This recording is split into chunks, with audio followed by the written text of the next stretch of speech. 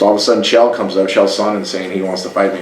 And I was like, great. I get an opportunity to beat somebody who pinned me on my birthday. 19 years to the date of that fight, or 18 years to the date of that fight, we wrestled against each other in Division I college.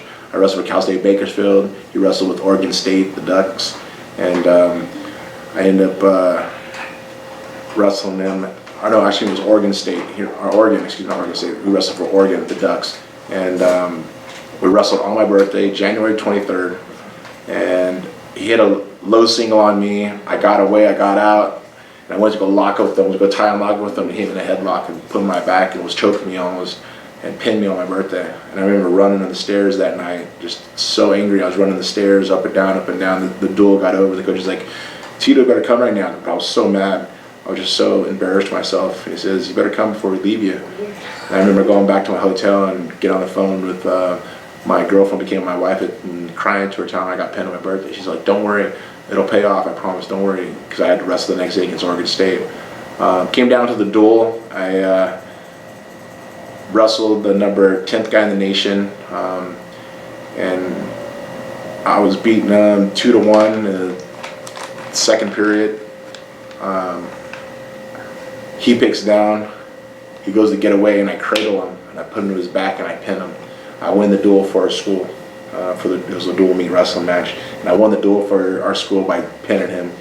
And it was just one of those things that if I would have lost to Chael Sonnen, and I would just put my bags together and I would sat in the corner and pouted and just didn't say nothing, would I have won the next match the next day?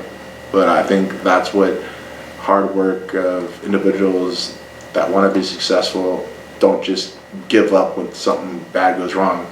They work for something to make themselves better. By running those stairs over and over again that night, I think it just made my mind that much more stronger. So the next day I got repaid for what I was willing to sacrifice.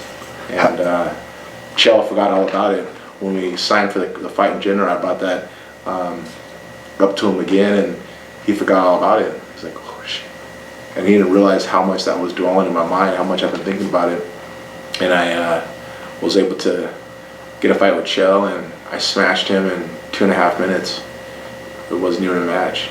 People try to say that that he tapped me out with a top side choke, and I don't even understand why would someone let go of a choke if I was tapping and the referee not stop it to let me turn around and choke him out. I think it was just a facade that he was trying to build for fans to believe what he was trying to say, which is completely wrong. And I know what I did because I almost ripped his head off. I mean, I tried to pull his head, to rip his head right off. I tried. And referee stopped. He got to stick his finger of my jugular to let go, and I finally did let go. But you saw his face turn purple, and I was able to get my hand raised and walked away. It was nice to beat someone who's talked so many bad things about me, about my family and everything, and to get the redemption.